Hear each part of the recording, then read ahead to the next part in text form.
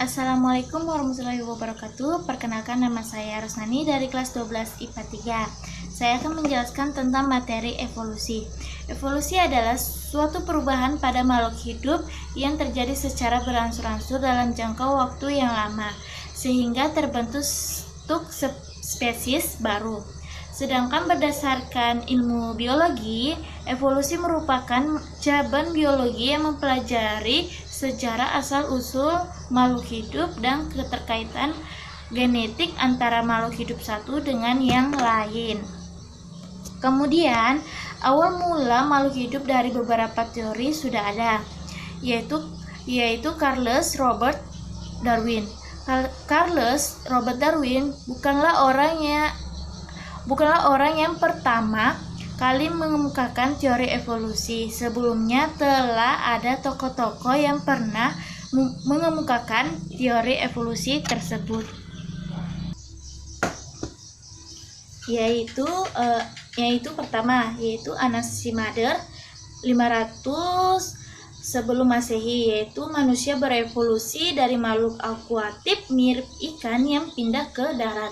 Kemudian yang kedua, Empedocles itu pada tahun 495 sampai 435 sebelum Masehi, yaitu tentang kehidupan muncul dari lumpur dan tumbuhan kemudian berubah menjadi hewan.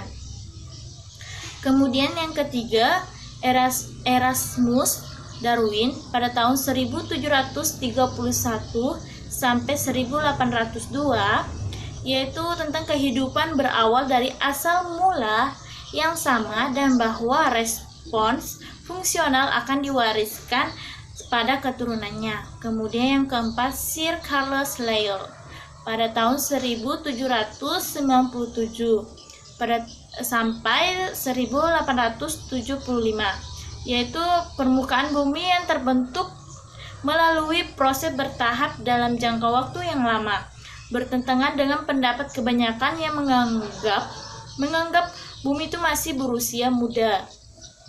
Kemudian yang kelima, Thomas Robert Malthus pada tahun 1766 sampai 1834.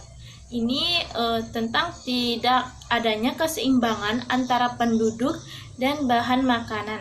Selanjutnya muncullah kata-kata Darwin, yaitu perjuangan untuk hidup, atau yang disebut struggle for life. Kemudian Gregor Cooper 1769 sampai 1832, yaitu setiap masa diciptakan makhluk hidup yang berbeda-beda yang disebut dengan katastrofisme. Charles Robert Darwin ini pada tahun 1809 sampai 1882 itu yang dikenal sebagai bapak teori evolusi, lahir di daerah Inggris bagian barat. Teori evolusi Darwin tidak muncul begitu saja, namun berdasarkan hasil perjalanan dengan kapal Beagle ke Pulau Galapagos dan studi terhadap berbagai disiplin ilmu. Di Kepulauan Galapagos 1050 km, Darwin menjumpai berbagai makhluk yang menarik, seperti burung-burung finch memiliki berbagai variasi bentuk paruh. Kemudian dari ide evolusi ini, yaitu pertama, makhluk hidup itu bervariasi dan dari beberapa variasi sifatnya dapat diturunkan. Kemudian yang kedua ini, populasinya cenderung bertambah banyak karena setiap makhluk hidup itu mampu berkembang biak. Yang ketiga, kenyataan menunjukkan bahwa pertambahan populasi tidak berjalan terus-menerus.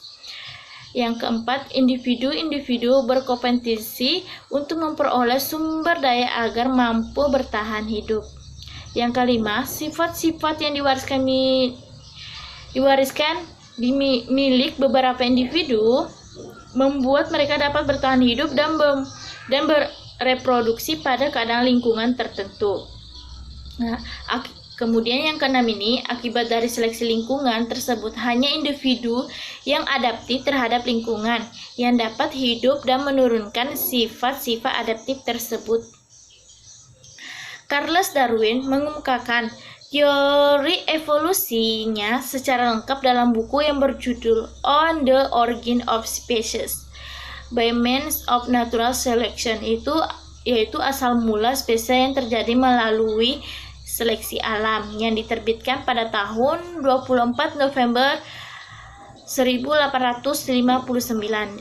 Dalam buku ini dikemukakan dua teori pokok, yaitu spesies yang hidup sekarang berasal dari spesies yang hidup di masa silam.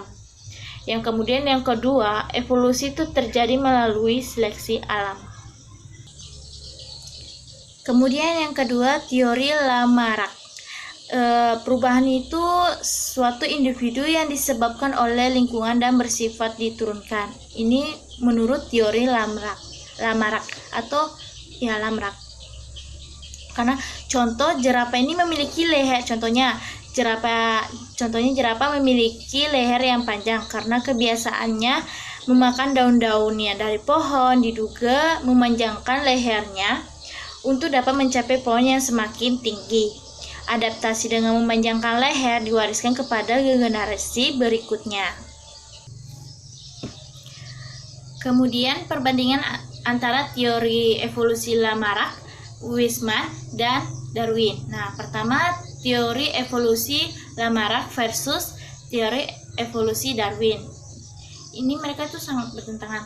Misalnya teori evolusi Lamarck ini berisi dua gagasan utama, yaitu satu, gagasan use dan diusus, digunakan dan tidak digunakan.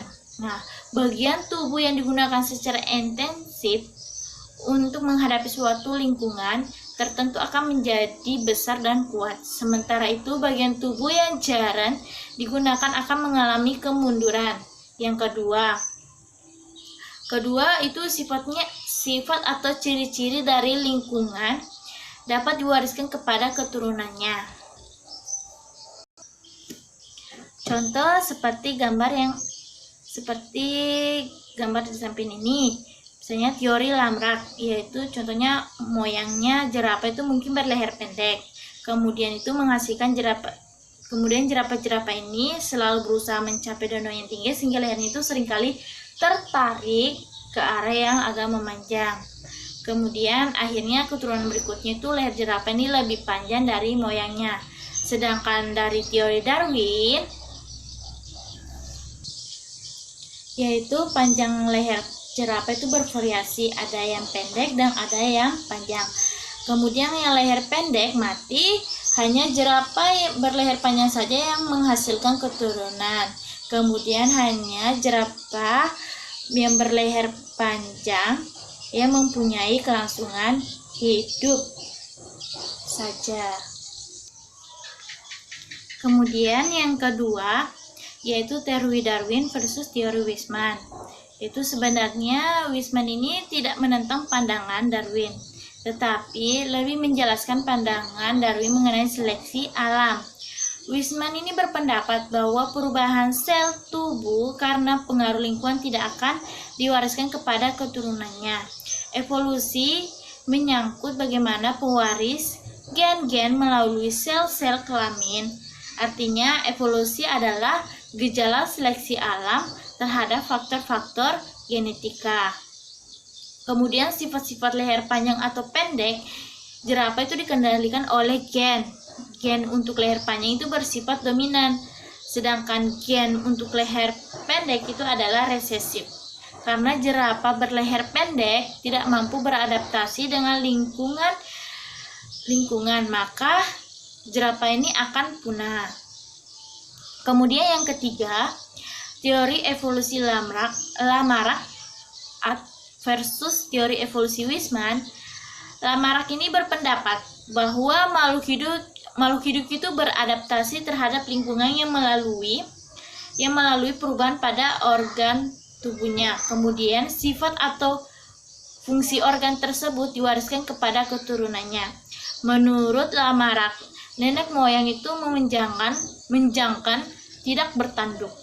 Namun dikarenakan sering mengadu kepala, maka tanduk tumbuh di kepala manjangkan. Teori Lamarck ini ditentangkan oleh Weismann. Weismann ini berpendapat bahwa perubahan sel-sel tubuh akibat pengaruh lingkungan tidak diwariskan kepada keturunannya. Weismann membuktikan teorinya dengan mengawinkan 2 ekor tikus yang masing-masing ekornya telah dipotong. Kemudian anak-anak yang sudah dewasa dipotong ekornya dan dikawinkan dengan sesamanya. Hasilnya tetap anak-anak tikus itu yang berekor. Percobaan ini dilakukan hingga 21 generasi tikus dan hasilnya tetap sama. Sekian dari saya, mohon maaf apabila ada kata-kata saya yang kurang tepat. Assalamualaikum warahmatullahi wabarakatuh.